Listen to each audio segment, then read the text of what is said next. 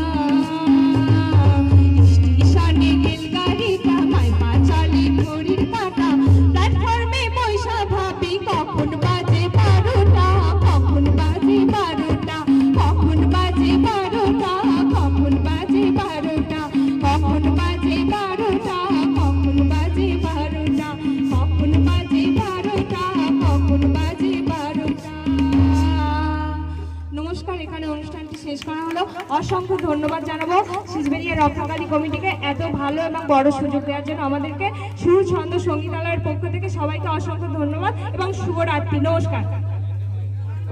সিজবেরিয়া কালী পূজা কমিটির তরফ থেকে